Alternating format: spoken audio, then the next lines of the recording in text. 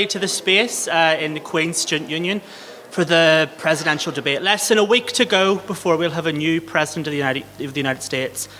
And hasn't it been an exciting ride so far? I bet you've all been gripped watching the ups and downs of it over the last few weeks. But if you haven't quite made up your mind just yet, I'm sure you will have by the end of tonight, because our two teams, Queens, or who's on what side? Queens on this side, you on this side, are going to be trying to convince you who should be the next president of the United States, and hopefully they'll have talked you into doing that before too long. But before we get started, I'm going to welcome the US Consul General, Daniel Lawton, to the stage to speak to you first. Daniel.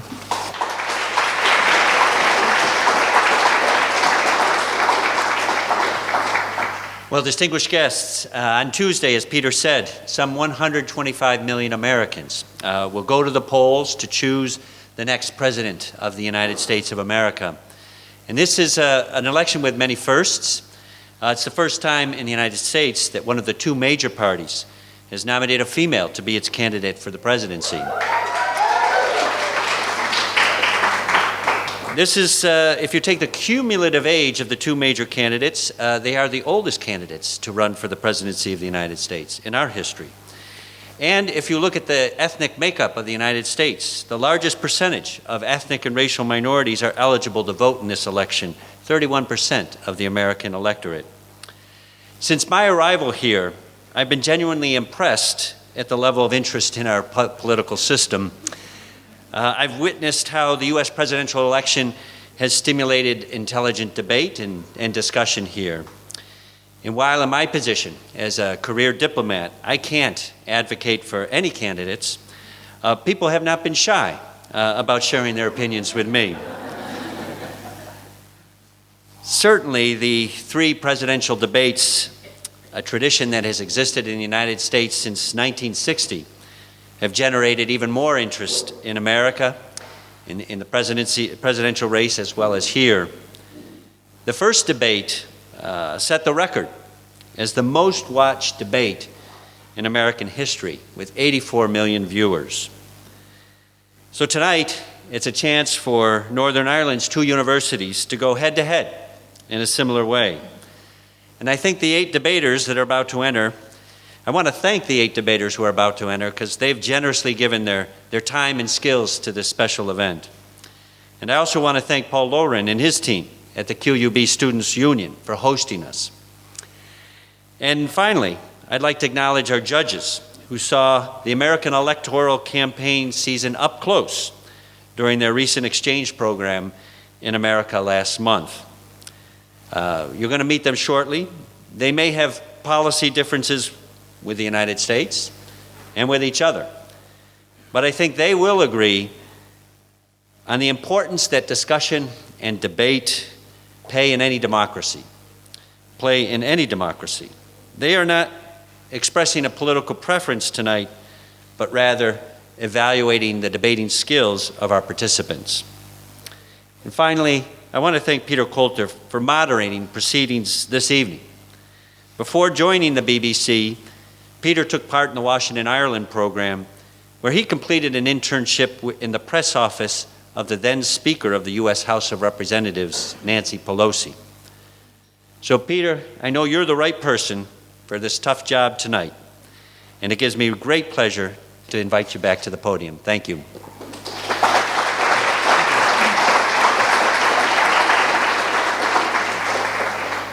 Well, guys, what a past year and a half it's been in the build-up to this US election.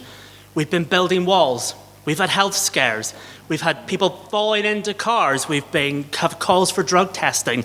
Have you ever seen anything like it in the run-up to an election? It's certainly been exciting. It's had people gripped the whole way through. Even just this week, we've all seen a turn in the polls.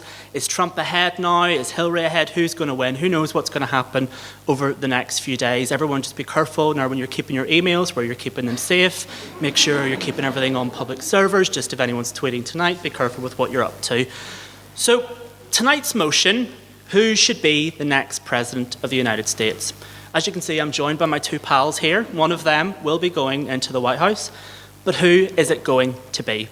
Now, our two teams tonight, they didn't have a choice. They drew the names out of a hat. So Queen's got Donald Trump. They have to argue on his behalf. And the University of Ulster got Secretary Clinton here, so they'll be arguing on her behalf. And what they'll be trying to do tonight is convince you why you should vote. I don't want to knock them over. Why you should vote for one of these two guys, okay? So it's not personal preference, it's what they've been selected to do. So whenever we're listening to the debates tonight, take your own personal opinion out of it, and we'll explain a little bit about how that's going to work. So if you feel like judging along with our judges tonight, there's a couple of things that you should really be looking out for, and this is what they're marked on. So they get marked on the strength of their argument, okay? They get marked on their subject knowledge, they get marked on spontaneity, and they get marked on delivery and self-projection. So that's what you should be looking out for as well if you're wanting to judge them as you go along. We've also got a Twitter account, as you can see the tweets coming up here tonight. So the hashtag is USNIDeb. So if you want to tweet as you're going along, who you think's winning, who you think's bombing, who's not doing well, let us know. We'll be picking them up as we go along. You can see some lights down here at the front. Some of you will be able to see them as they go off. This is to keep the debaters on the right kind of track. So one light will go when they get close to the 4 minutes, and if the lights go off, that means they've gone over time. If they speak to the right amount of time, they'll not be deducted points, but if they go over it, they'll lose 5 points or 10 points if they're too far ahead. So that's kind of where we are. Shall we bring on the judges? Yeah. So we had hoped to get a bit of time to talk to them beforehand to find out a little bit what they might be like, but they weren't here on time, typical politicians. So I'm going to introduce them for you, okay? So he's the Simon Cowell of the judging world. He's the DUP's latest MLA sign-up, Philip Logan from North Antrim.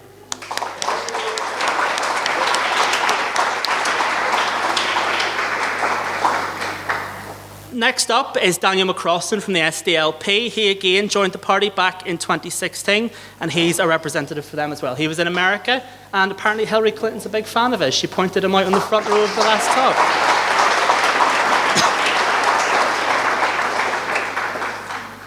Up next is the Alliance Party representative, Andrew Muir from North Down.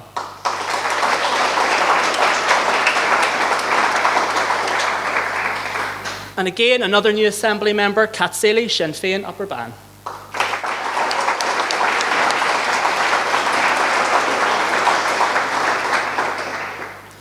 And last but not least, the UUP councillor, John Stewart.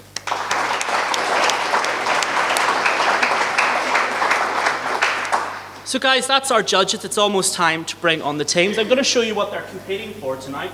They're competing for this. This is the prize trophy that one of them, I don't know what this is, but one of them will be taking it back with them. All right. So let's bring on the teams. First of all, let's bring on Queens.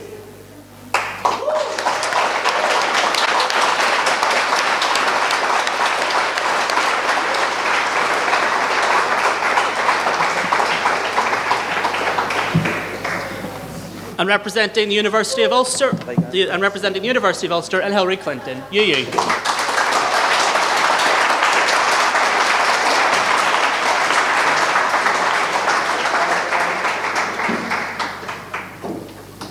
And this is Peter, who's going to be keeping the timings. Let's go, Peter.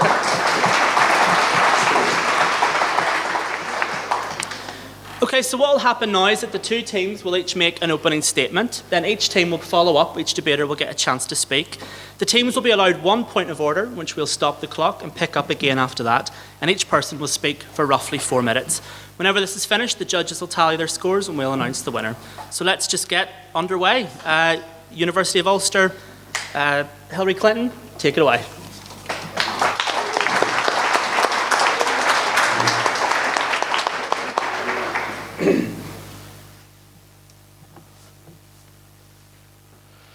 Members of the House, Speakers of the House, esteemed judges, Secretary Hillary Rodham Clinton has had a monumentally prolific career which has spanned across almost every sector of public service.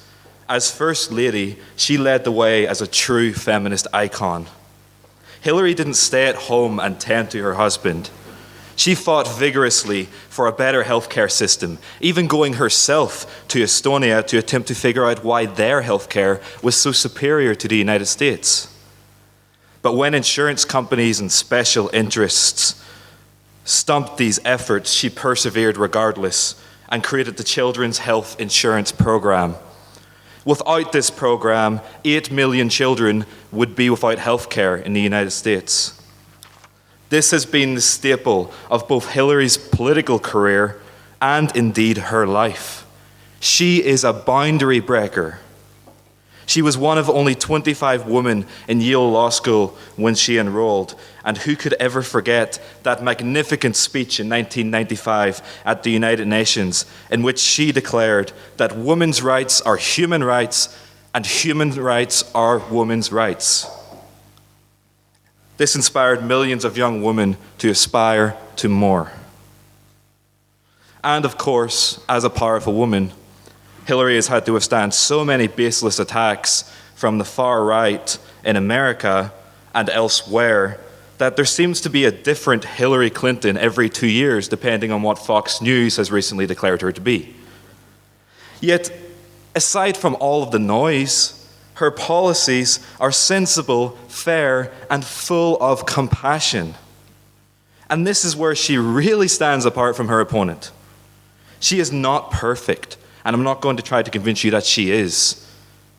But she understands something very important that undoubtedly Donald Trump does not.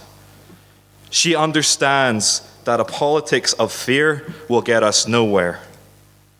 She understands that billionaires and corporations need to begin to pay their fair share for the good of all of us. She understands, in contrast to Donald Trump, that it takes a village. Donald Trump believes that the experts are wrong, and only he alone can fix it. We have heard that sentiment many times throughout history, and it has never ended well. Love trumps hate. It always will. And that is why, if Hillary Clinton, the most qualified candidate in modern United States political history, by any metric, by any way you want to slice it, she is by far and away the most qualified candidate. And that's what Barack Obama said even recently. If she is elected, America will be stronger together. Hillary will be the president for all Americans, regardless of color, creed, gender, sexual orientation, or religious affiliation. And this House believes, come November 8th, she should and she will be sworn in as the first female president of the United States of America, her long career of breaking gender barriers culminating in the final and ultimate triumph. Thank you.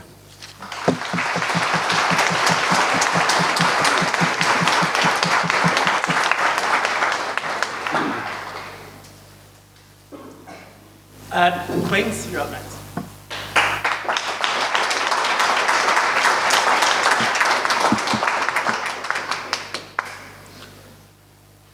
Distinguished guests, I'm going to attempt to convince you to stump for Trump without sounding like a Fox News anchor. Now, on the surface, this does seem like an onerous task, but when you have a look at some of the competitors, Gary Aleppo Johnson and Crooked Hillary, you start to see why voting for Trump might not be that bad. That's the best I've got, by the way. My colleagues will look at how Trump's policy is actually fairly substantial and rises above his rhetoric. Ellie will talk about how, because he's self-funded, lobbyists will not be able to tell him what to do. And Chris will talk about how Trump's charisma could change the American political class. To open, I'm going to talk about the Clinton Foundation and how this ties in with the current email scandal. She has had a long career. I'll give them that. It's a terrible career.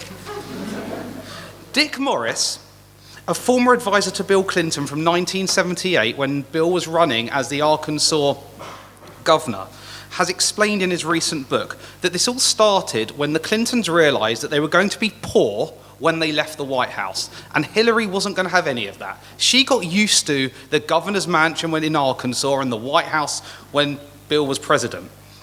And she wanted that to continue, but they had no money. So Bill basically came up with the great idea of speaking fees.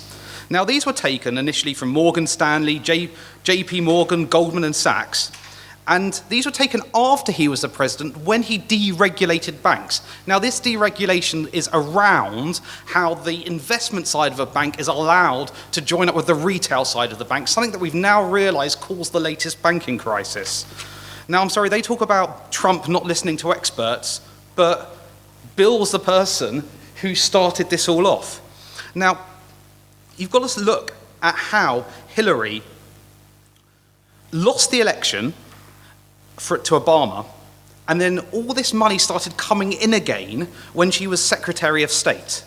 And if you look at the bank accounts that have been shown, if you look at her tax records, if you look at the Clinton Foundation and the emails that have now been refound, having initially been deleted, you'll see that this all is around the preferential deals that she has made when she was indeed the Secretary of State, and how that she used a private server to effectively erase any information so that she could get away with these bribes. They weren't speaking fees, people. They were straight up bribes, and they have come from because she did not want to live the life of poverty. Why would it have been poverty? Hold on a minute. I know that seems absolutely hilarious. It's because Bill was going to be losing his law license because of his indiscretions when he was president. Now, this is all quite simple in terms of what Hillary's done in her long and illustrious career. The problem comes from why should we then actually vote for Trump? Now, if you see past his Voldemort exterior and you start to see some of his actual policies, you'll realise he's actually analysed some of the major problems that are in American economy. They've got $19 trillion of debt. They've got billions of pounds that corporations have kept offshore, and it's not getting recycled into the American economy. They've got uncontrolled illegal immigration. They've got a massive trade deficit.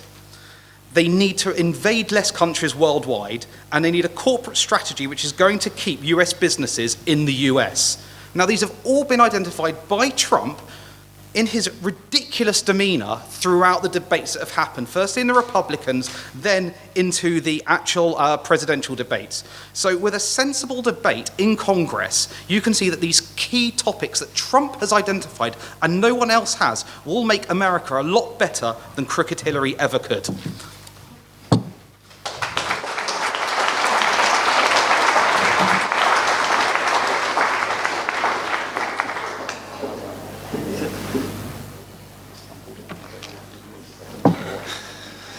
Wow.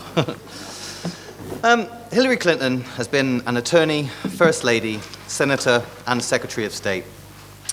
All of these positions have demanded intelligent mediation between people, groups, organizations, and countries with profoundly opposing ideals and understandings. Hillary is now a legitimate and, in our view, the only real candidate for one of the most powerful offices on earth. Testament to the tenacity and dedication of this incredible woman. Hillary has worked hard to bring people together. In earning her role as Secretary of State, she visited 112 countries, working hard to restore America's reputation in the world.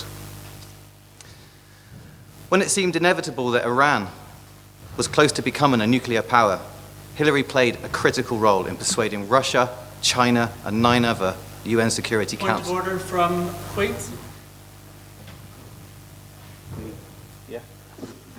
The way in which Iran didn't become a nuclear power was because of an actual Israeli worm that screwed up the nuclear reactors in Iran. It was nothing to do with any diplomacy that had come from Hillary Rodham Clinton. That's great.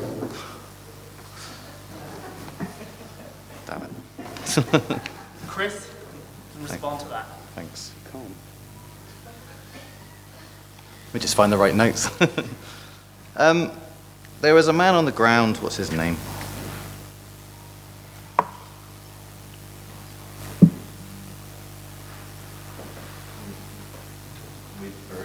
Yeah, defer it a second. Yeah, we can defer. Yeah. I believe what Chris was actually referring to was the slowing down in Iranian nuclear development. This came as the direct response to a Clinton-led coalition that introduced sanctions that forced the Iranians to halt.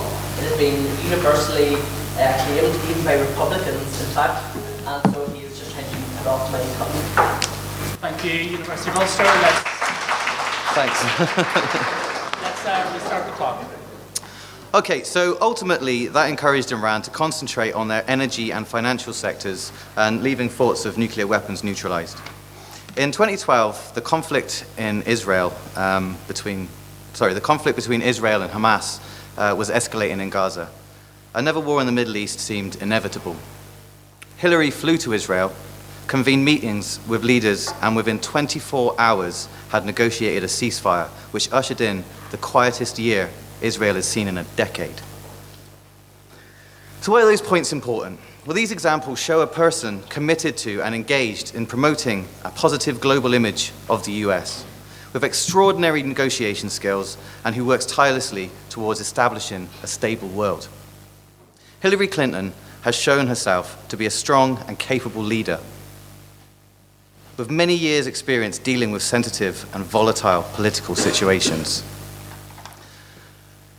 Donald Trump is a businessman, thanks to his father's money, a TV personality, and now a politician.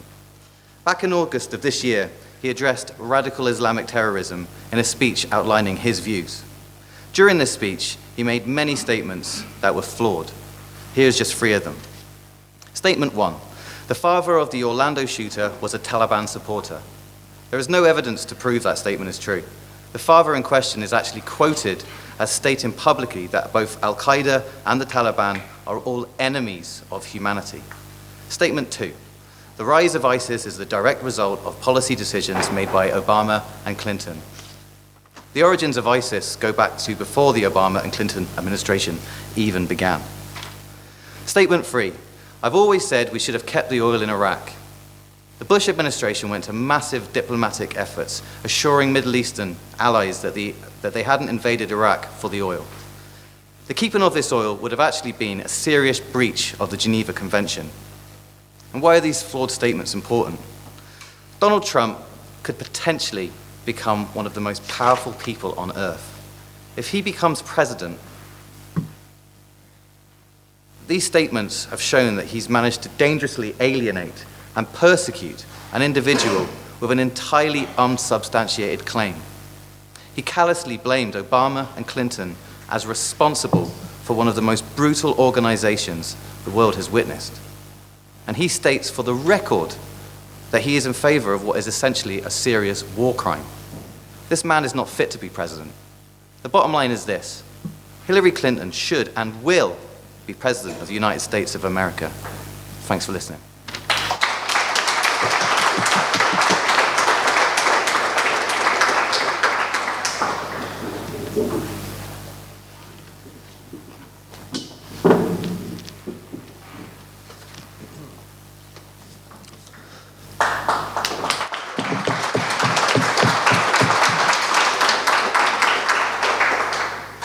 Esteemed members of the House, I will begin by submitting that far too much focus, both within this chamber and internationally, has been placed on Donald's personality. Constantly we draw attention only to his bombast and his rhetoric. It's important to note that if we look past his ridiculous statements and his ridiculous toupee, that his bark is far worse than his bite. Okay, we see some ideas in his substantive policy, which every liberal news network fails to ever mention, that there are some policies which prove promising for the future of politics in America. Essentially, that he will make America... Yes? Point of order. I'd like to ask you how you can possibly stand there with a straight face and say, let's just look past his bombast and his statements, when those same statements have incited violence against racial minorities, sexual violence against women, and everything in between. The man has proposed banning an entire religion from entering the country, and he has even jokingly suggested about putting Hispanic people in camps before they ship them out. I'd like to ask you, who does that not sound like historically? Thank you. There is more to a campaign, to a presidency, than the campaign trail upon which their platform is made. It is not what they say in the lead-up to their time in office. It is what they say in their time of office. We need only look at several examples of other presidents to see this. For example, we can look at another Republican candidate, Ronald Reagan, who won landslides in 2 election victories. He campaigned in 1980 under the slogan, "Let's make America great again." Rather familiar. His own campaign was beleaguered by speeches and insinuations that, as I see it, far outclassed those of Trump. We need only look at his speech in Mississippi, whereby he said he promoted fully states' rights. At this time in Mississippi, what states' rights meant was that Ronald Reagan was implicitly supporting a return to segregation, which is completely ridiculous. And it is important to note Ronald Reagan did not bring back segregation. He was simply trying to appeal to a small part of the electorate. While that's not justifiable, their comments are obviously not right by any stretch of the imagination, but we can't try and judge whether or not that's going to be the basis for 4 years in the Oval Office. Other examples of what he said was attempting unsuccessfully to link President Carter to the KKK, much like a current Republican candidate's remarks about the authenticity of a president's US citizenship. He voiced support for Taiwan, which to the Chinese government was such an issue that the Reagan campaign had to send a panel to China to tell them that Sino-American relations won't completely break down when Ronald Reagan is president. This campaign sounds like an absolute disaster. How could anyone ever elect Ronald Reagan? Well, they did. And regardless of your personal opinions on Ronald Reagan, he did have many successful policies throughout his time as president, effectively ended the Cold War in the eyes of some people. Now, but secondly, what I want to focus on, now that we've proven that we can't judge his presidency solely on the basis of his campaign trail, something which no one talks about, which is his policy. All right, people think there is no substantive policy for Trump, but that's just because everyone is too busy focusing on sound bites to decide what his actual job is going to be. The proposition here mentioned about Hillary's compassionate policy. Now that's fine if by compassionate we mean in continuation of complete stagnation within the US system. She will only continue trends within American politics that is driving out investment, that is taking out money. That's what she wants to do. She wants to keep on providing more investment to small businesses, more of these free trade agreements, NAFTA, which Trump has opposed, and it will not solve the issues. Trump has been able to unite policies of Democrats and Republicans. There are elements in there which show that it's a new dynamic sense of politics within his actual policy. He has, unlike many conservatives, opposed some free trade agreements. He would like to scrap NAFTA. He doesn't want to be bullied anymore in the international market by China, which isn't something Hillary Clinton would do. He also doesn't want to establish a no-fly zone over Russia, which threatens World War III. The point is that Trump has a tendency to put his foot in his mouth, but there are no doubts. But beyond this, he presents a policy agenda of great promise, in contrast to the continued trend of political stagnation and establishment politics for the 1% that Hillary Clinton represents in every facet of her attitude and everything that you will find in any campaign leaflet. She is just a member of that establishment. There is nothing new. There is a platform for social and economic change within Trump's policy that will truly bring America into the 21st century by investing in economy as well as the hard-working people who run it, keeping money in features like Medicaid, which other conservatives would not do. With a balanced and constructive policy agenda, Trump will doubtlessly make America great again. Thank you.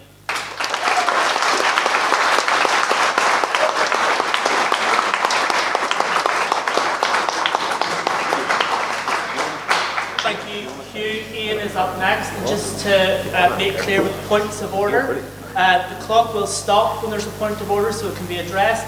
Just make it clear when you've finished addressing the point of order so the time can restart. Okay, team? Great. Ian?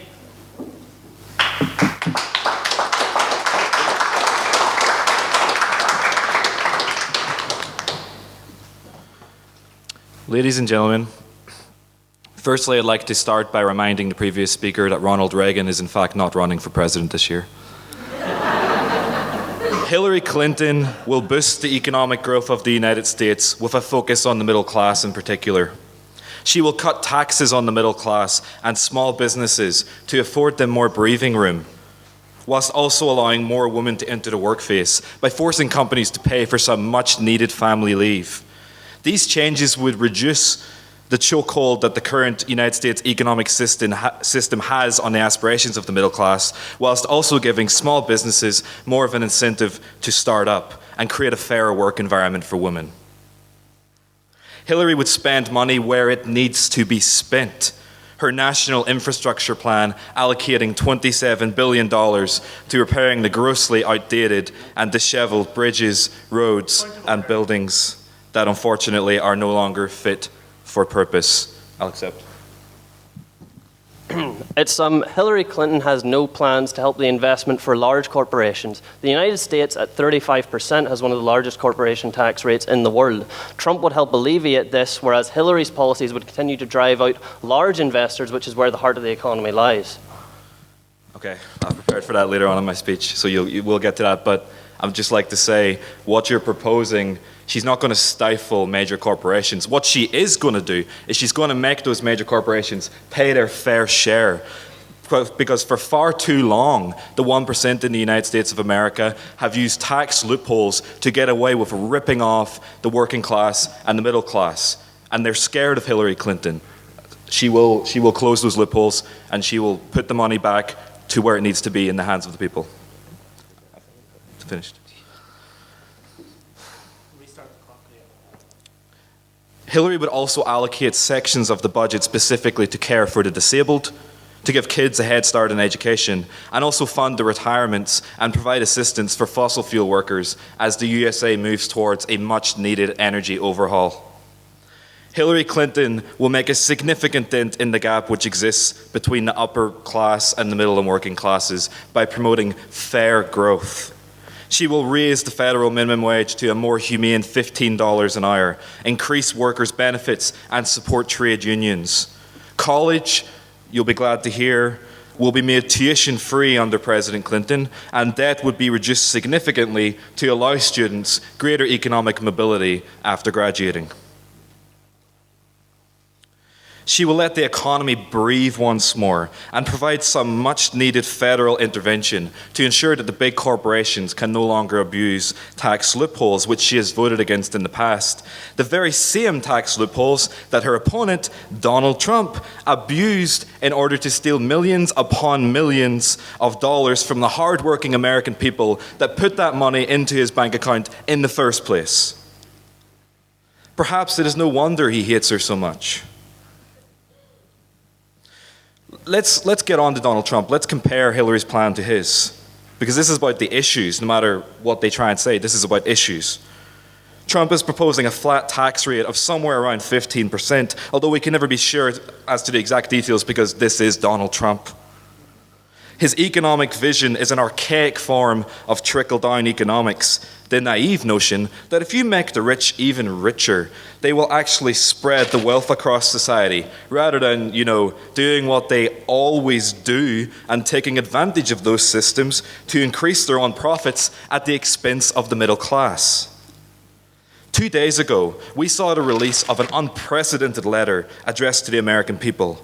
This letter, which was authored by 370 of America's top economists and trade experts, urged the American public to not vote for Donald Trump. Some of these economists were Nobel Prize winners.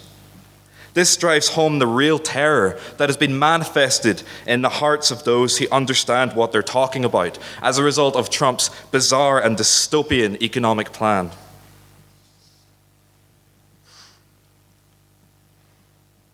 The wall is ridiculous. It would cost obscene amounts of money. And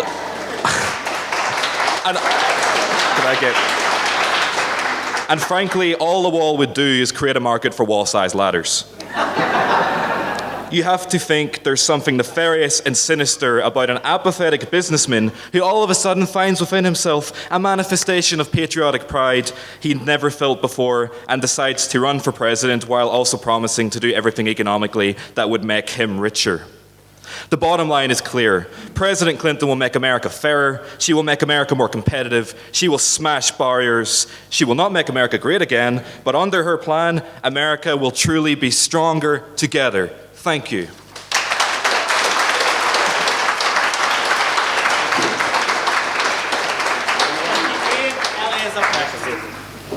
Oh, okay.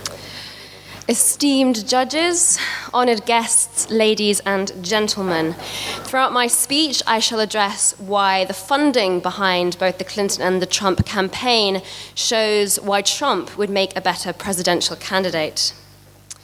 As a man whose net worth is $3 billion, Donald Trump and his predominantly self-funded campaign is one of the first in history for a chosen nominee. Now, much light has been shed on Trump's campaign. I'd like to ask you, you won't have an answer, but I'd like to ask regardless. If Donald Trump is as rich as he says he is, if he's as charitable as he says he is, if he does not owe money to foreign interests, why the hell won't he release his tax returns? The only answer is that he's lying. How do you remedy this idea of a self-funded billionaire who is so charitable if he won't even release his tax returns and prove to the American people that he actually has this stuff? Ellie, why won't he release his tax returns? I think it's fairly clear why he won't release his tax returns. It's because he has pulled a fast one when it comes to paying tax. But I see that as a reason to actually elect him, because he knows the system, he knows the loopholes, and he knows what loopholes to get rid of so the country can start getting a tax levy.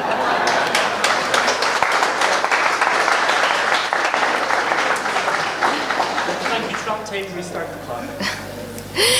Now, much light has been shed on Trump's campaign funding, especially from the media, which has shown that in fact only about 30% comes from Trump's own pocket.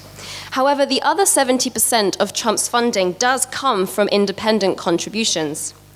Hillary Clinton's campaign, however, receives 28% of its funding from super PACs, political action committees, and has, during the 2016 electoral cycle, received $11 million from lobbyist groups. Now, this is far from uncommon in the presidential race. In fact, the majority of candidates take backing from these types of organizations. But this has always come at a price. The influence of lobbyist groups within the political sphere has always been shown in a negative light, and for valid reasons. A president should adhere to the policies and interests of the people and the parties they represent. The addition of lobbyist influence on decision-making will always cloud the judgment of a leader and will have the power over policy-making. Within the US government, there already exists a system of checks which limits the power of the three bodies, executive, legislative, and judicial, without the added pressure of outside legal bodies. Lobbying groups have had an especially prominent power over first-time presidents hoping for a second. Super PACs are also responsible for the majority of slandering campaigns and advertisements that, granted, have had rather an easy time degrading Trump and his campaign. However, they do represent the dirtier side of politics and have, during the campaign and previous elections, taken recordings and information out of context and used them to diminish the credibility of the opposition. This includes a group that works very closely with the Democratic Party, Correct the Record, which has taken $250,000 worth of illegal contributions throughout this electoral cycle. Now, I'm not saying that Donald is far removed from making slandering statements about his opponent, but at least he stands independently. At least his thoughts and opinions are his own, and let's face it, they really couldn't be anybody else's. Only 0.9% of Trump's funding has come from PACs or lobbying groups, which is a minute proportion of his backing. This would make Trump a better president, as he would not owe his success to any affiliation, nor would he have to keep them happy while in power. This, combined with Trump's very clear-cut and straightforward approach to politics, would make him and the Senate more able to achieve more during his time in office, while the legislative and judicial bodies would assert the necessary limits to Trump's power. At least he has the ability to promote the policies he has stated throughout his campaign. For these reasons, we urge you to vote for the candidate who stands on his own and in his own truth, will promote only his own policies, and will not be answering to any groups behind the scenes. Ladies and gentlemen, elect Donald J. Trump for your next President of the United States. Thank you.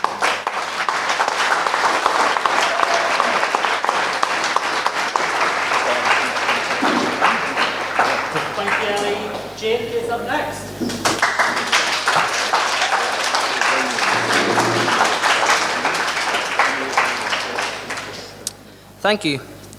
Firstly, I would just like to highlight that my esteemed opponents have stated that a presidential candidate should adhere to the interests of the people while simultaneously saying that Donald Trump's withdrawal of tax and cheating of the people is perfectly fine. Some of the most daunting tasks facing the next president come in the realm of foreign policy.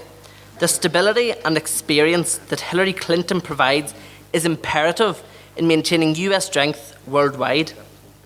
Mrs. Clinton was vital in the reset of relations with Russia, in launching meetings with the Chinese to discuss issues that affect US workers, and pushed hard for agreement on new emission standards.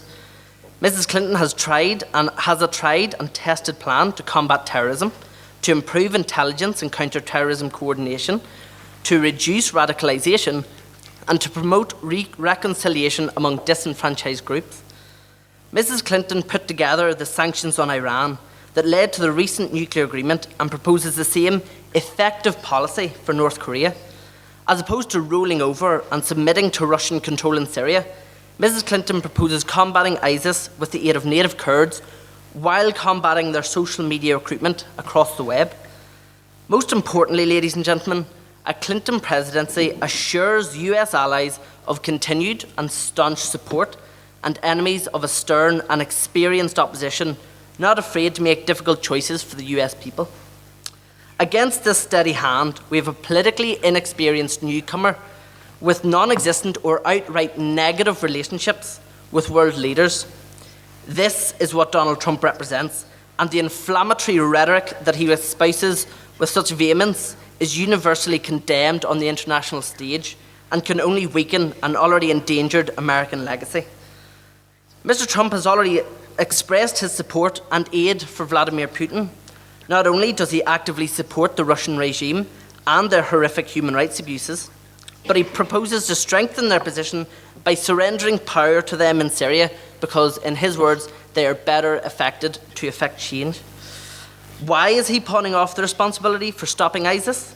Well, quite simply, ladies and gentlemen, Mr. Trump has no effective plan.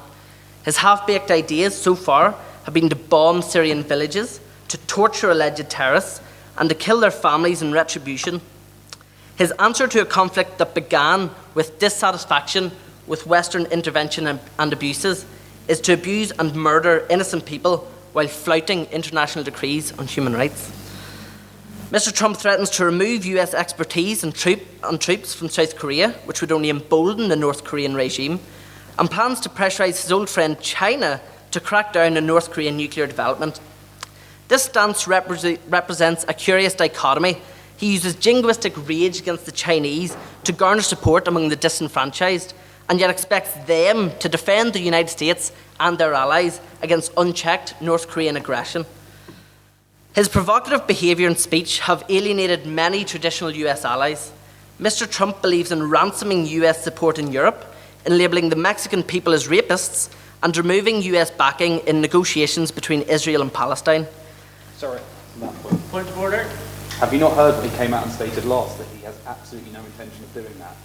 Did you not hear his latest speech about support for an actual peace? What exactly did he say? He came out and basically said, we need to be involved to make a two-state solution with Israel versus Palestine.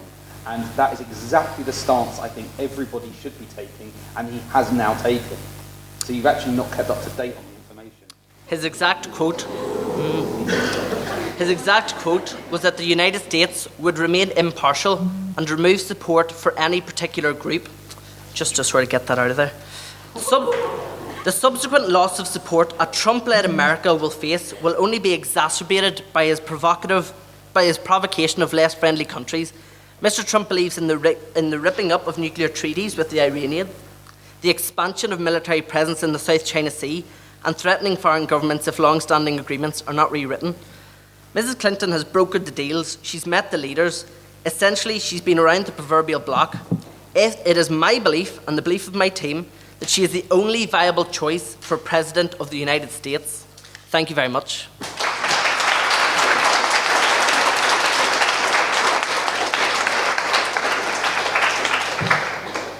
Thank you, Jake. Chris is up next.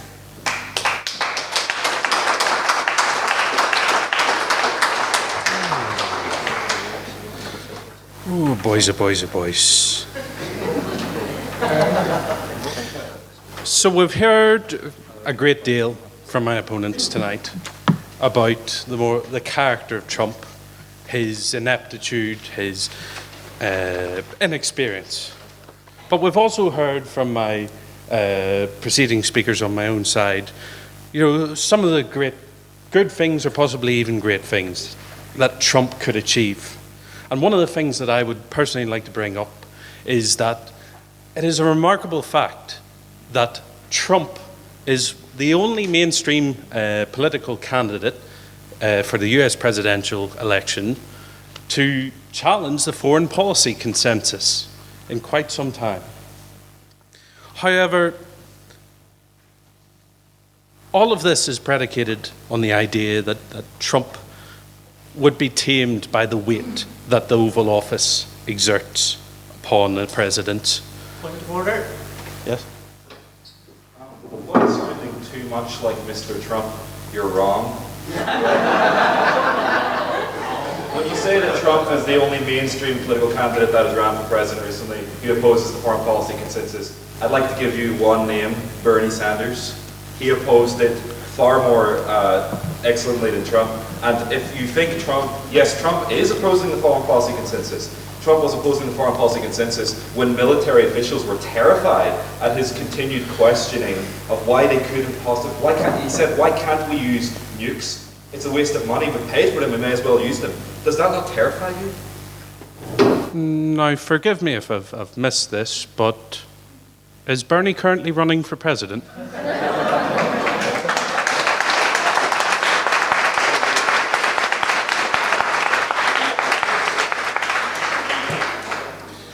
But the truth is that naturally I'm a worrier, a constant, a never-ceasing worrier. And actually, I agree with my opponents quite a deal. I believe that Trump is a vain-glorious blowhard with little moral substance and little redeeming features. And I believe that is the exact reason that he should be elected.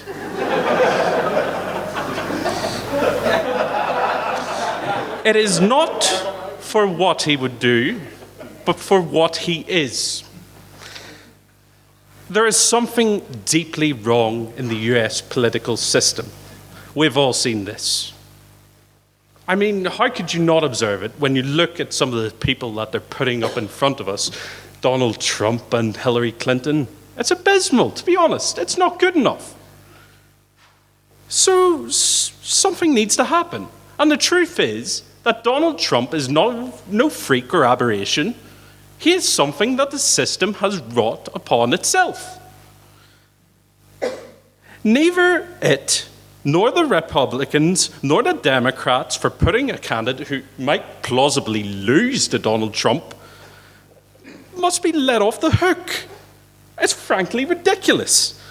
Trump's presidency must be brought to term for the lesson to be learned. However, this is not some exercise in an anarchic and pointless vengeance, but perhaps there is a touch of scorch earth involved in there. This is a prime opportunity for the system to self-right itself. One of the prime issues in politics in America today is that of the ever-growing power grab by the executive branch to grab power from the legislative branch, the Senate and the House. Donald Trump would be a lame duck. He has made plenty of enemies in these recent times, both Republican and Democrat, and I see no reason that wouldn't continue when he's elected president. He would have nothing to do, and that's for the best in America. He would be a lame duck, and the system, what this shows is that the system for electing presidents is not fit for purpose. We have seen over the last 3 years constant paralysis between legislative and executive, and something's got to give. And the truth is that the legislative branch of the US government needs to reassert itself as a dominant force in the US. Hillary is not a president is a president for staying the course.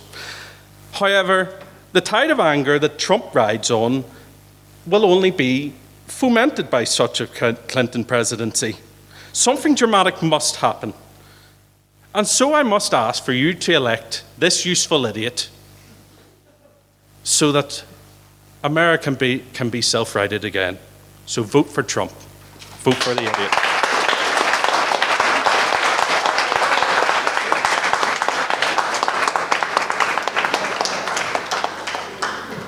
Well, thank you very much to both teams there. Some really quite...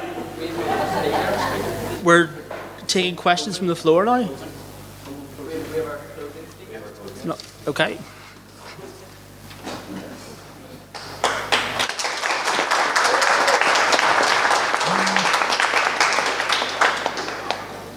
One in 5.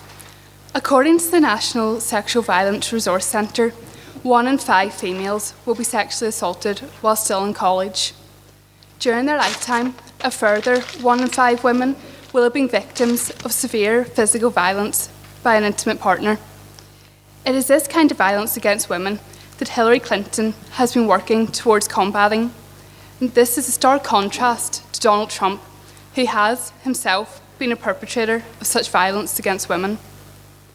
As First Lady, Hillary Clinton supported the creation of the Department of Justice Office on Violence Against Women, whose mission it is to reduce violence against women and administer justice for and strengthen services to victims of domestic violence, dating violence, sexual assault and stalking. As President, Hillary Clinton will continue her work to improve the rights of women. 12 weeks of paid family leave after having a baby is one of the steps she will implement. Donald Trump, on the other hand, is only willing to give half this. 6 weeks is nowhere near enough time for a woman and her family to adjust to a new baby. Hillary Clinton has the rights and needs of American families as a priority. Unlike Trump, who wants to cut the Department of Education way, way, way down, Hillary Clinton is committed to the idea that every child in America has the right to high-quality education, from preschool to college. As far back as the 1960s, she was teaching children in poor Boston neighbourhoods how to read, and more recently, she voted yes on shifting $11 billion from corporate tax loopholes to education. Increasing opportunities in education will increase women's prospects throughout their lives. Currently, 2/3 of all minimum wage workers are women. Improvements in education will see more and more women being able to access well-paid jobs. An improvement in education will also see a reduction in the number of unwanted pregnancies. Currently, 49% of pregnancies in the US are unintended. Reproductive rights are something that Hillary Clinton is passionate about. She believes abortion should be safe, legal, and rare. In comparison, Trump has claimed he would defund Planned Parenthood, a vital service for women's health that includes services such as STI screening, access to contraception, and most importantly, cancer screening. However, Trump, who himself admits that millions of women are helped by Planned Parenthood, would still defund it because of the abortion factor. Hillary, however, thinks the government should have no role in the most fundamental, difficult, and soul-searching decision a woman and a family can make. In 1993, she said that under her plan, abortion services would be widely available, and since then she supported Plan B being sold over the counter and has proposed Prevention First, a bill that focuses on prevention of unwanted pregnancies through comprehensive education, emphasising responsible decision-making and expanded access to contraception. As well as fighting hard for female equality, Hillary also wants to fight for full federal equality for LGBT Americans, and should she become president, she would work with Congress to pass the Equality Act. Her views are the complete opposite of Trump, who opposes equality and civil unions and has declined to support the Equality Act. Ladies and gentlemen, for the reasons my teammates and I have laid out tonight, Secretary Clinton must become the next President of the United States. No matter what way you look at it, Hillary is strong on social issues, domestic security, foreign policy and the economy. She is an immensely qualified candidate and would be the perfect person to build on the good work that Barack Obama has done during his time in the White House. Hillary is a fighter and she'll get the system working again. Hillary Clinton must become the next President of the United States. The alternative is far too horrifying. Thank you.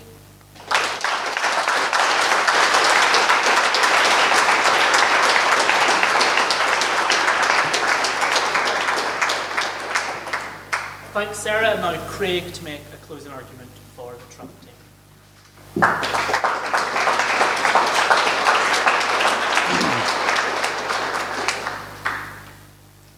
Okay, so to close this argument, I'm going to look at Hillary again, the person, the economic plan that's been put forward by both of these presidential candidates, and then Hillary's foreign policy.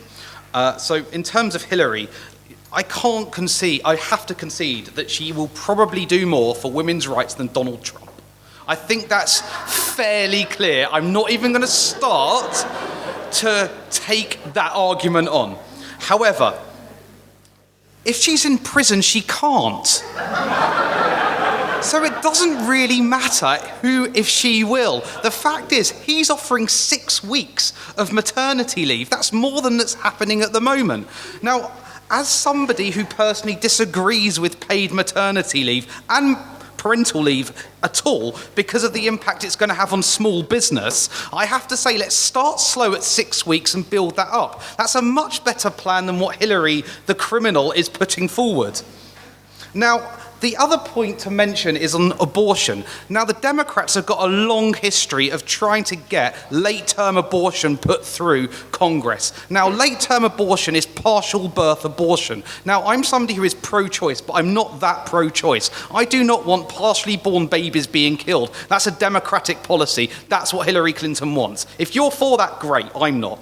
But if that's a woman's right, I'm really sorry. I completely disagree with that. On to economics. Now, this side of the House have kept on saying that they want to get the rich to pay their fair share. Now, I'm all for people paying the taxes that they should be paying-ish. But we heard this rhetoric with Gordon Brown. He increased the top tax rate to 50%. What happened? We lost £6 billion the year after. High tax rates just result in less tax take. This shouldn't be an idealistic battle. This should be about the amount of money that you can take from the tax level that you have set. That's basically setting the tax rate through a curve that's going to give you the most amount of money. That is not this side of the House. That is this side of the House. And I'm sorry, you've seen if you look at HMRC's latest data that's been collected under the recent Conservative government, our tax take, believe it or not, has gone up. And that's with lower corporation tax than we've ever had before. Now, I know I'm confusing corporation and personal tax here a little bit, but the bottom line is, when you have lower taxes, you increase tax take. And that has been proven time and time again. Now, there is an issue of trickle-down politics that comes into effect, because this money just ends up in the hands of big business. So you do have to have a slightly increased minimum wage. I do go there, and I have to concede to this side of the House on that. However, a $15 minimum wage is only going to cause more businesses to leave to other countries. That's why Donald Trump this week is in Michigan. This is a blue state. He's 6 points behind. It's because, effectively, what's happened in this state is that people have basically lost their jobs because high taxes, higher minimum wages have driven companies out. You can't have both people. You can't have high taxes and high minimum wages. Companies will just leave. That's what's happened in Michigan, and that is why Donald Trump is there right now. On to my foreign policy. And as you've seen, I've got a little bit animated about this already, and I'm probably going to carry on. She was a disaster. An absolute disaster. The reason that the whole Israel-Palestine thing, she basically knew that the Sunni Hamas government were going to give up one day after the Lebanese Hezbollah Shiite government gave up, which was 50 days. She knew that. She went out the day after, and that is a fact. I know it's funny. It's laughable. It's absolutely laughable. And now they're saying that makes her a good Secretary of State for knowing there was a Sunni Shiite argument going on. It's complete lunacy that they're spouting. And on to the Iranian deal. Widespread Republican endorsement. I've never heard such nonsense before. The only thing that they've ever said it's going to endanger US safety. And that's from Ted Cruz, who was the runner-up. Donald Trump, exactly the same. And to say that Donald Trump is not in favour of Israel, you've got to listen to what he said at IPAC, which is basically he's a lifelong supporter of Israel. You're talking nonsense, I'm sorry. The bottom line is Donald Trump has got a far superior economic plan. He's got a far superior foreign policy plan. And although he is probably a monster, is the only person to vote for in this election. I urge you to vote for Donald Trump.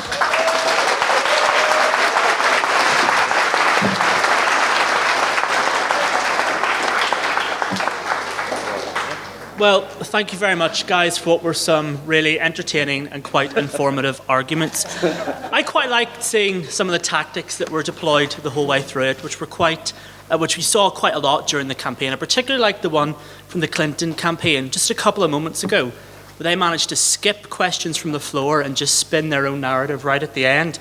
So I quite liked that. We've seen Hillary do that a couple of times, but you're not getting off that easily, and we are going to go back to questions from the floor. So for the next 15 minutes, we're going to take your questions, and this is where it's going to get fun. So what will happen is, you can ask a question, you ask it to the team, you can't ask it to an individual, and they've got 2 minutes to answer before we move on, okay? So, who'd like to kick off? Oh, and the judges can't ask questions. And this is for processing, how is that? Great. Now, you see, to be taking Donald Trump entirely at his word through everything he said on campaign trail. But as we know from Barack Obama, you can't believe a damn thing anyone says on the campaign trail.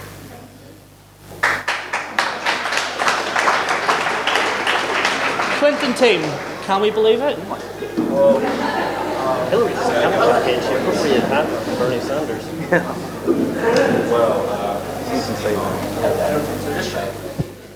Hello? Okay, yeah.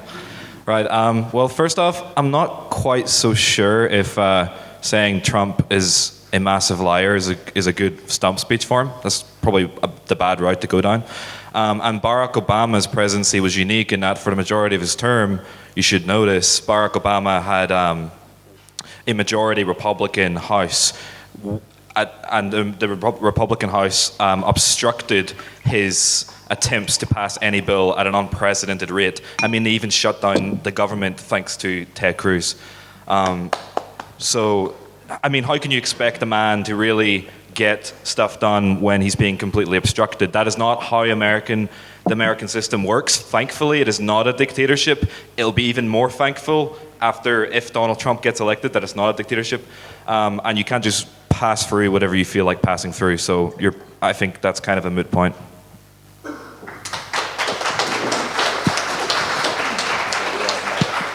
Next question, gentleman down there. Sorry, do we get a chance to rebut that? The question wasn't direct, but yeah, we. Yeah. You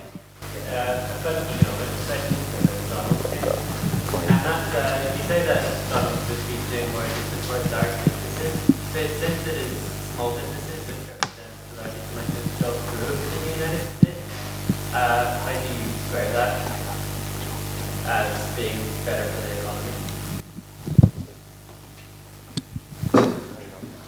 I think when you look at the state's economy at the moment with $19 trillion of debt, with sub 2% growth, their economy is a mess. So what has been going on in the past has not been working. They've got a monumental trade deficit. They have to sort something out. If you put Hillary Rodham Clinton in, it's basically more Obama. It's more borrowing, it's more debt, it's more of the same thing. High taxes, let's try and increase minimum wage, let's do absolutely nothing. It's stagnation. At least with Donald Trump, he knows the system. He's played it. He's played the system. He's declared bankruptcy, I think it's twice. He's, which is always a good thing if you're in business. Is it 3 times? 6 times, even better.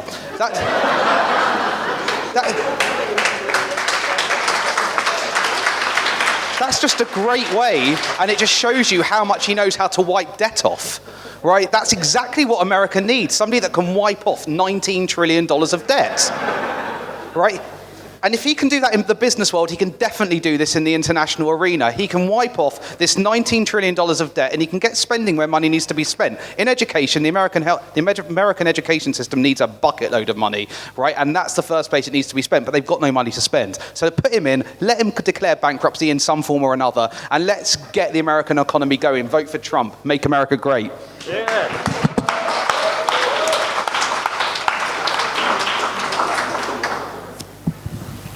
Another question from the economic side. And so you keep focusing on like the whole like idea of like making the economy grow and be better. But like if America keeps invading other countries where really it's not their business to invade, a lot of taxpayers' money keeps going towards spending on military, developing bombs, nuclear weapons. And Hillary, if you can see from her track record, has endorsed or supported every single time that America has decided to invade a country. So what are you going to say about that?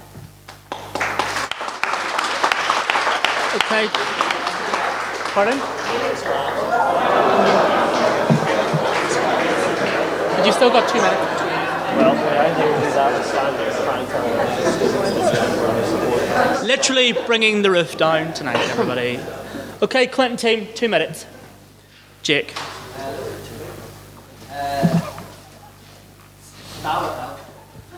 Hello. Hey.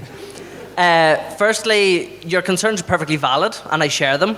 But I don't think Donald Trump can exactly be described as a pacifist. As Ian pointed out, he seems actually quite keen to see what nuclear bombs would do to a country, just as a wee bit of like, ooh, that'll be interesting. Which isn't great. Hillary has a track record on foreign policy. It's not perfect, let's be honest. Trump, however, cheers, Chris. However, Donald does not have a track record, so all we can go on is what he says. He loves nuclear weapons, he loves spending money, he wants to build a big wall. How's that going to do for the economy? I'd like to just jump off what he said and also point out that your concerns are very valid. I share them to a degree. But if you're looking for a candidate who's going to start war, you want Donald Trump, because Donald Trump, one of his main proposals has been to make the American military strong again. He has proposed grossly increasing expenditure towards the military. He's complained that Russia has too many more nuclear weapons than the United States. And he has no idea what he's talking about on foreign policy. I'd also like to point out Hillary will continue along the Obama path, and Obama, contrary to the conspiracy theorists, actually finished as the 5th highest job-creating president in American history, so that's good. So the argument about economic stagnation doesn't work. And to just finish, Donald Trump once asked why America only had 44 boats of a certain distinction, and Barack Obama very aptly replied, because this is not 1916. He has no idea what he's talking about. Thank you, Ian. Next question, this lady here. Trump campaign. Okay, so Trump says, I don't pay taxes because I'm smart. And Trump says, I won't pay any debt. That's how I get rid of not paying debt. I won't pay the United States debt. They'll try to go away. So there will be no money coming in for major corporations and rich people to pay for any programs, and our bonds will go from AAA rating to junk. So at what point do you then, when you talk about, my father, so you're going to say is climate change, when Mar-a-Lago goes down the toilet in about 10 years because it's flooding over in Florida, how are you going to get your tax break for them to do it? Okay, Trump team.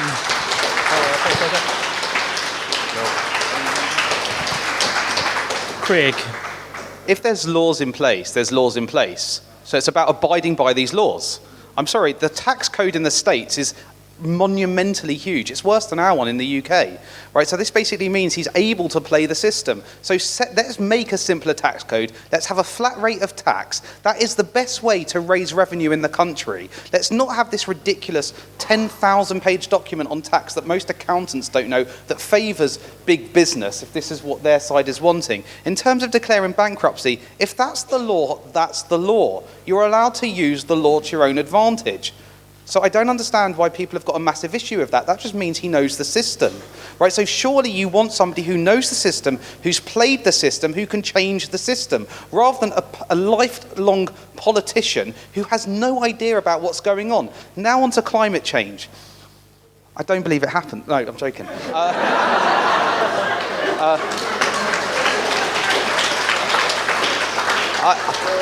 It's a natural occurring event, isn't it? No.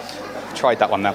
So if you think about climate change as a major issue, which I actually do believe it is, you've got to look at ways in which you can use technology to try and solve the issue. No one in this room is probably willing to give up their laptop or their mobile phone or their mode of transport. So people aren't willing to make a choice of actually cutting back on what they're needing.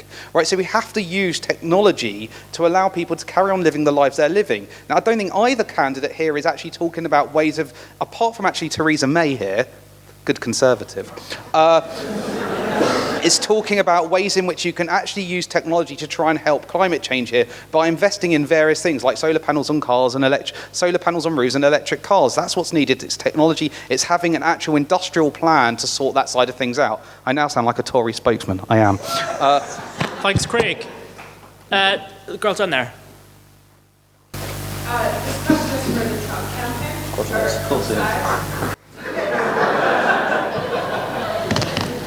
Do you believe that Donald Trump actually knows that Northern Ireland exists? And if he does know that it exists, how could he possibly come to Northern Ireland if he were to come to Northern Ireland? How would he get away with not offending every single person in this country? Who on the team wants to take that question? Can Trump come to Northern Ireland without offending everybody? Chris. Does it matter?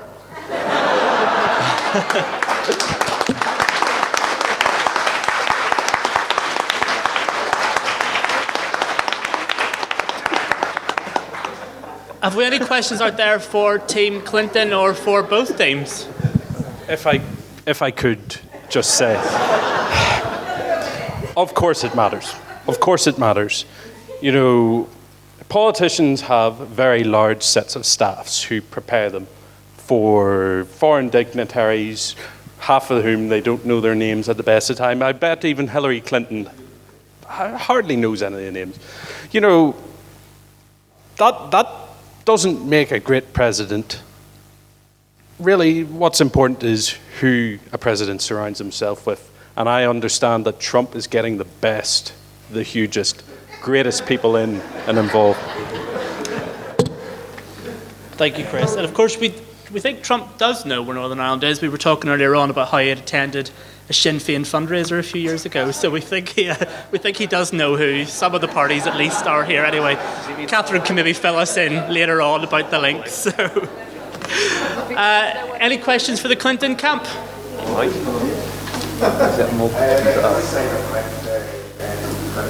Trump's low-end appropriation tax, but I think what we're seeing across the border, some people believe in the border, is that it's actually severe increase economic output and job creation in the south. And so what's your comment on that?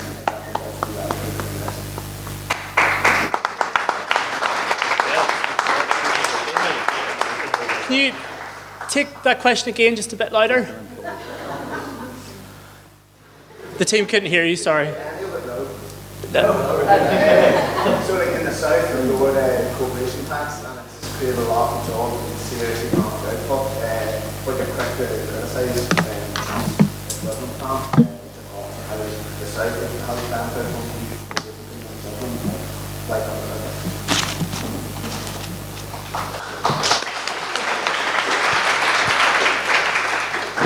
Ian.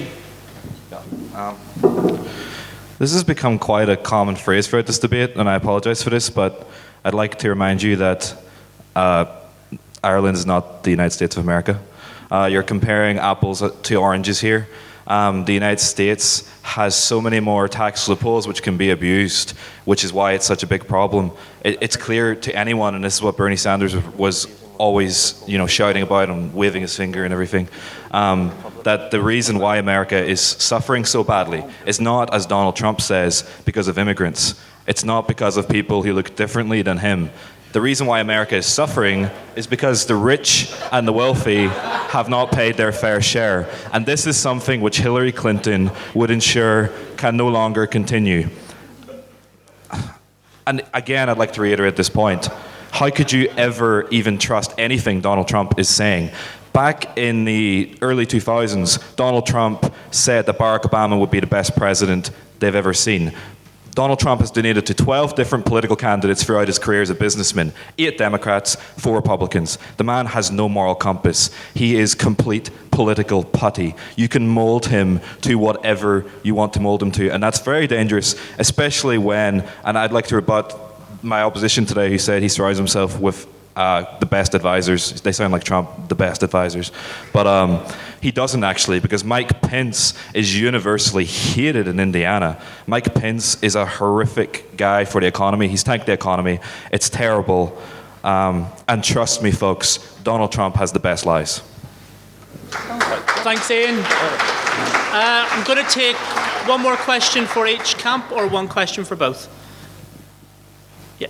I'm not sure if anybody knows this, but Donald's father, Fred Trump, was confirmed member of the Ku Klux Klan. And we really want to vote for Donald because raised him with his white supremacist values. It's his father. Okay, Trump team. You really can't judge a son by the crime of his father. Like, if that was the case, I should be in jail because that's where my dad is.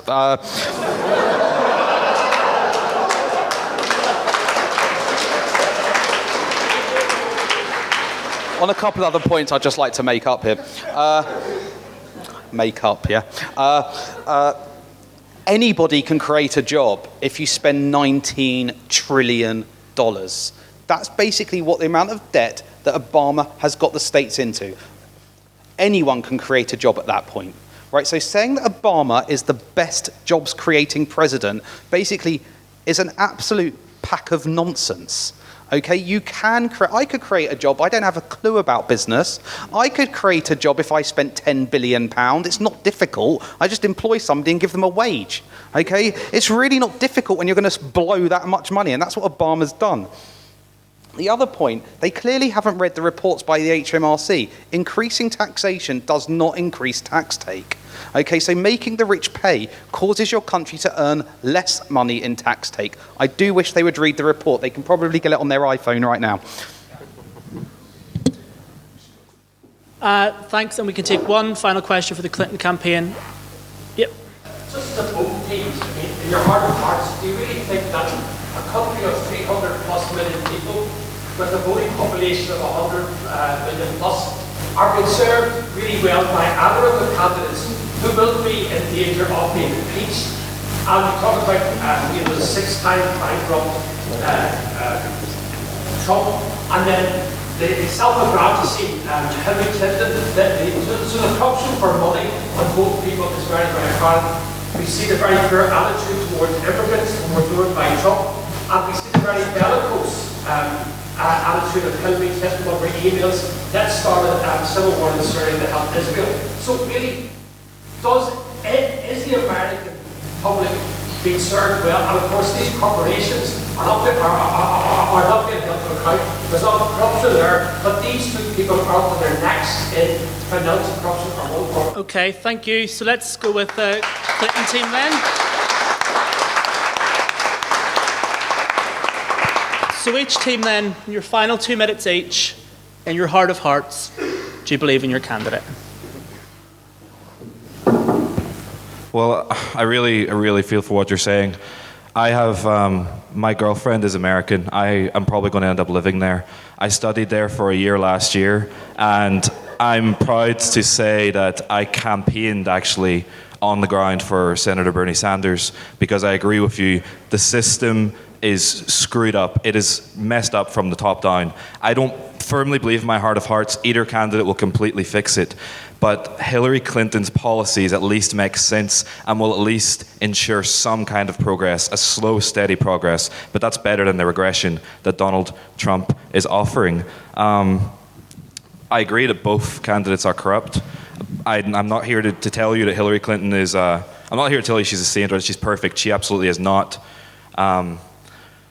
But the thing she does have in her backing as well now is that if she doesn't do what she says she's going to do, if she goes back on her word, she will feel the burn of America's many progressives, and they will hold her accountable to the promises she has made. In fact, she has already made many concessions to the Sanders campaign, and other progressives like Elizabeth Warren will hold her accountable.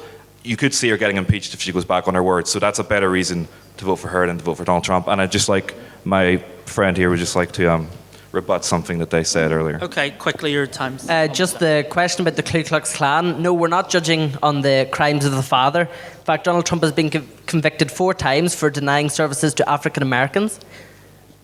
Pardon? The KKK have endorsed him. So no, this is not a purely crimes of the father. This is happening right now, and it happens with Donald, not just his father. Thank you. Okay, and Trump team, in your final 2 minutes, in your heart of hearts, do you believe in Mr. Trump? No. So I am perhaps not the most representative member of our team. But I do believe that my point that I am making and the reason that you all should go out now and vote for Donald Trump if you can is that with Hillary, with her support in the Democratic Party and the likelihood that the Democrats will hold the Senate, will be allowed to continue on with whatever she wants to do. And that will result in stasis. And we cannot afford stasis when there is anger in the streets. There is a reason why Hillary Clinton is not winning this election currently. Or rather, depends what polls. But the truth is that Donald Trump currently has no friends in politics. He would be a lame duck. He would be the shock to the system that it truly needs. So I urge you all now, vote Donald Trump, vote for the useful idiot, because then you will get change.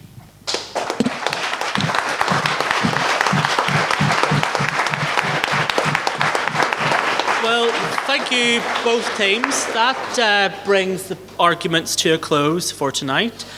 Lots of you have been getting involved on the Twitter with the USA, with the US NIDEB account. I know I've been watching all of your eyes darting over to it all night as different things have come up. I think that maybe the guys thought they were getting laughs for their jokes, but I'm not sure if it was actually coming from the screen behind them. Stefan was tweeting, civilized audience, no one chanting, lock her up. Kira tweeted, Hugh is smashing it. Johnny tweeted, hopefully we can get US NIDEB trending so Trump will notice.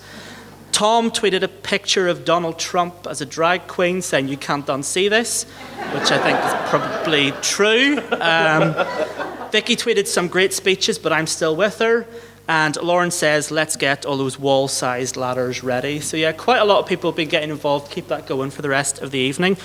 We're going to let the judges go out now to tally up the votes and see who's won. So judges, if you want to go back next door, and we'll see you shortly. Remember, this is at stake. Might be all my research and speech giving, but I feel slightly more concerned. So while the guys have gone out to tally up the scores, we're going to have a bit of a chat with the guys who were taking part tonight. So you're not getting away yet, so you aren't. Hungry. So we'll. I need some snacks. Guys, if you just remain seated while we chat with the guys, we're not finished just yet. At the point that they've been like. So, Craig, let's start with you. How did you feel when you found out that you had drawn Trump to represent tonight? Excellent. It was better than Hillary. Take the mic. Better than Hillary. And when did you first get involved with debating? Why did you want to do it? I got involved during my first degree, so I was 18.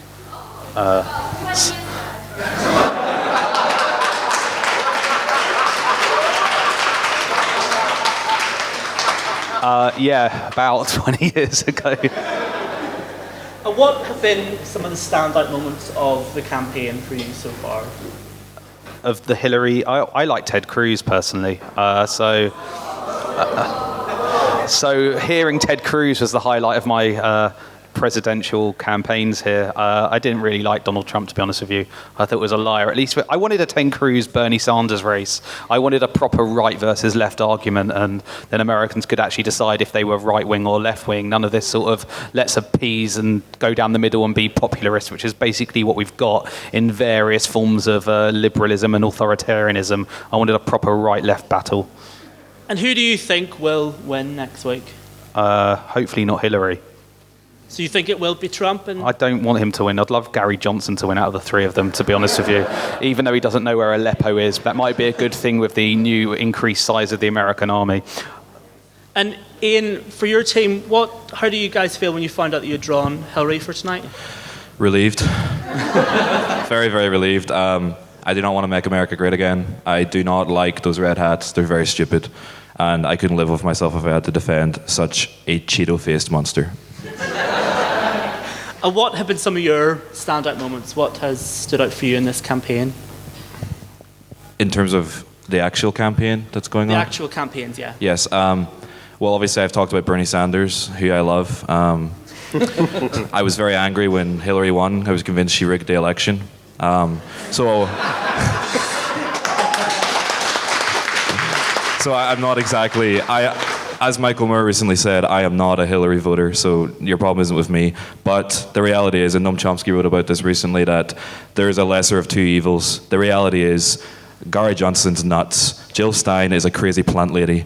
There is only two options. You either get Hillary Clinton or you get Donald Trump. So if it's a choice between Mussolini or Hitler, you pick Mussolini. And so Ian, we can see from your interests, you direct plays, you produce electronic music. What got you into doing this? I started debating back in... Yeah, I direct plays. I directed my first play at the Riverside Theatre in Korea, The Great Gatsby, which was a huge success. I direct the best plays. And I started debating back in secondary school. And I've been in the quarterfinal of the Ulster Schools Debating Cup, and I've also been in individual speaker competitions. I've been around a bit, despite my young age. I produce electronic dance music. I've had relative success. I've released on quite a few labels. I've played gigs in the United States and in Northern Ireland. So I do that, which is kind of weird. So if the two candidates were to come to you tomorrow and say, what song would you play us on to? What song would you pick for both candidates? For both candidates? If you had to pick a song for each, what would you play at their next rally? Donald Trump, probably Real American, the Hulk Hogan theme song from WWE. And Hillary Clinton, probably Heaven Knows I'm Miserable Now by the Smiths. So, back to QUB. Hugh, we've already seen tweets. You were smashing it tonight. What got you involved in the Debating Society?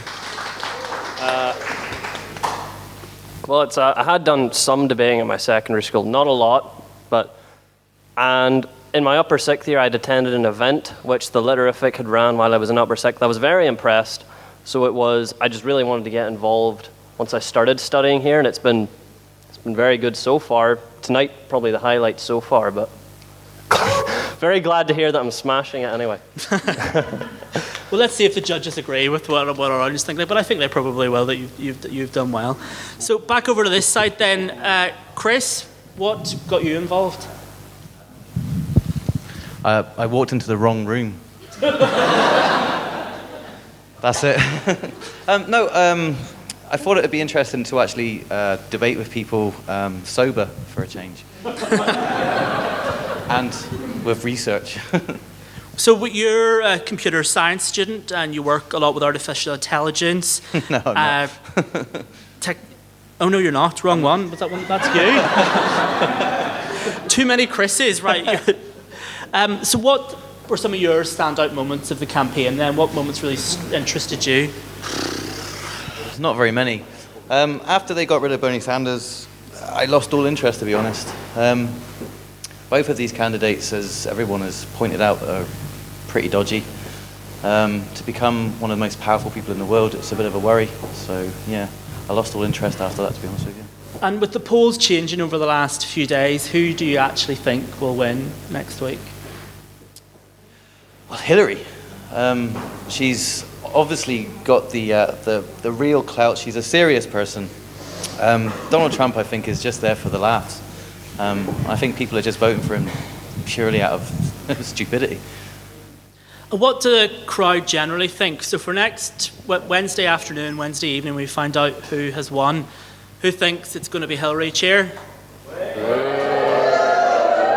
Who thinks it's going to be Trump? it's going slightly more towards Hillary, but not maybe as much as you would have thought. Ellie, what got you involved and why did you decide to take part tonight? In debating originally? Or in debating and in tonight's debate as well? I was told I was mouthy, so here I am. I started when I was in school, I think, like lots of people, and tonight because someone asked me to and I had nothing better to say, so... And you're in the orchestra, if I'm now reading for the right person. I am, there's not another Ellie. You're in the orchestra, what do you play? I play the cello. And you're moving to South Carolina? In January, yes. So I'm the only person who might actually be affected by this particular debate, in the debating team anyway. What is taking you to South Carolina? Tell the audience something interesting about South Carolina. Oh, gosh. One Tree Hill. I've never seen it, but yeah, there you go. Is that North Carolina? Wow. Thanks, Craig. I guess I'm a history student, so I suppose the history of the slave trade there is fairly interesting, and probably what I'll be doing while I'm there, studying history. Great. Jake, then, what has been one of your standout moments so far? Woo, Jake. There you go, yeah. A lot of support for Jake. My standout moment? Yeah. To be honest, again, I lost interest after Bernie was out. Jeb Bush asking people to applaud because he was that sad was quite entertaining. Other than that, it's basically all I got. Now, Jake, it says here that you absolutely bomb at table quizzes. That is true.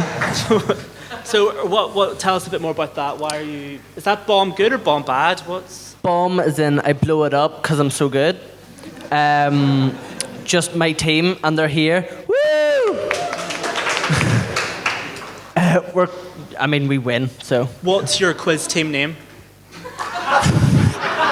I'm not sure it's appropriate. We'll ask the Consul General to close his ears and then we can hear it. Yeah, you can go for that. Well, we sort of vary. We have 3 sacks, 1 rack.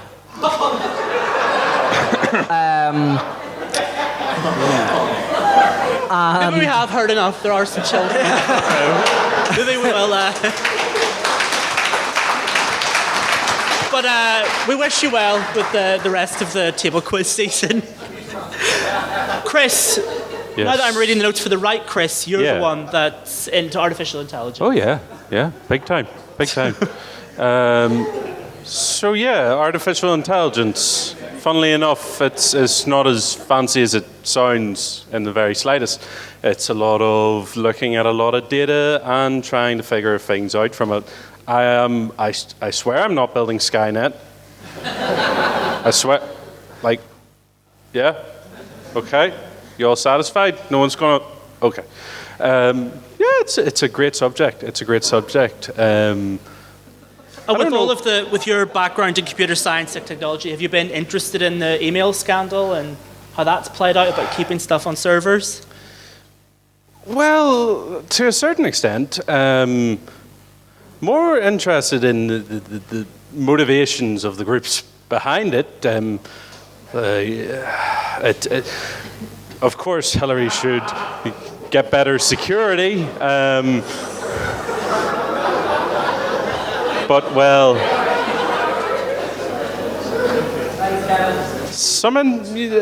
it's difficult to say. I'm not terribly interested in John Podesta's risotto recipe, or even most of the things that they're saying in the emails, because, to be honest, none of it's terribly surprising. This is politics. It's a cutthroat business. Don't know what else... Yes, the Russians, eh? Thanks, Chris. That's interesting. And Sarah, finally, with you, you're our big baking fan. What's taken you from baking to this? They're very different interests. I'd always wanted to give debating a go, and then at the Freshers' Fair, it looked good fun, so I signed up. And how did you feel when you found out that you'd drawn Mrs. Clinton and not Mr. Trump? Very pleased. If you were to represent the other team, give me in 1 minute your pitch for Donald Trump. I don't. I don't even think I could defend him. I don't. We're not even going to give it a go? I don't think I could have defended him. All right, well, thanks very much. So that gave you a bit of a chance to meet the team. So I think they all deserve a round of applause for how they did tonight.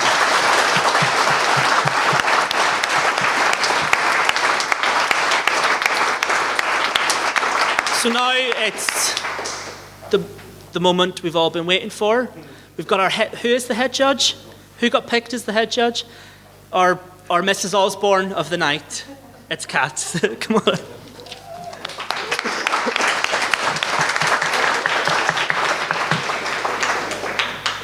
I think you could have done better than Sharon Osborne. First of all, can I thank you all for this evening? We have thoroughly enjoyed it. I've become somewhat of a geek in relation to the election, streaming CNN on my phone whilst watching Fox News on the TV. So I was delighted when we got this invite, so thank you very much. The debate was fantastic. I have to say that you used humour super well at times of difficulty. No one likes a point of information, but you all dealt with it extremely well. The panel was split. That won't surprise you because we're Northern Ireland politicians. But what I do want to say from the outset is that Philip Logan and I, the DUP representative, were in agreement. We were in total agreement as partners in government moving forward. That's and the opposition, they don't know what they're doing, so they were slightly split. But that's okay. Okay, so I'm now going to announce it. It was close. In fact, the winning team got a score of 1,850 to 1,806. That's the closest it's been, I'm told, in 20 years. So extremely close. But the winners of this year's debate were those who had to defend the indefensible Queen's University.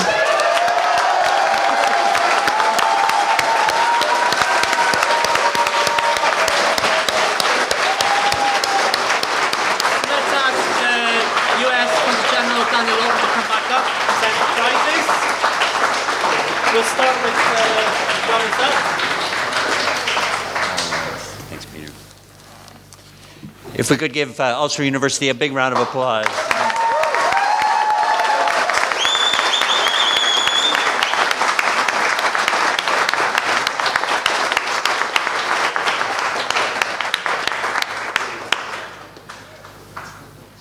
Well done, guys. You put up a great fight tonight. And then to the winners. Another round of applause for Queens. Craig, Hugh, Ellie and Chris.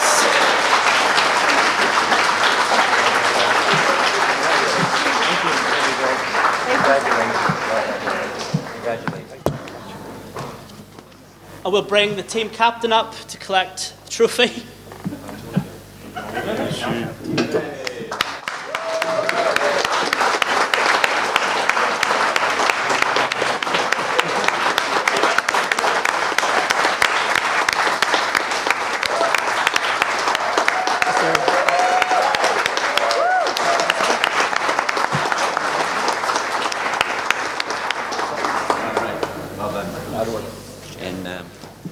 Well, Peter, before I forget, we also have a book for you, and a huge thank you to Peter Coulter. Thank you very much. Thank you.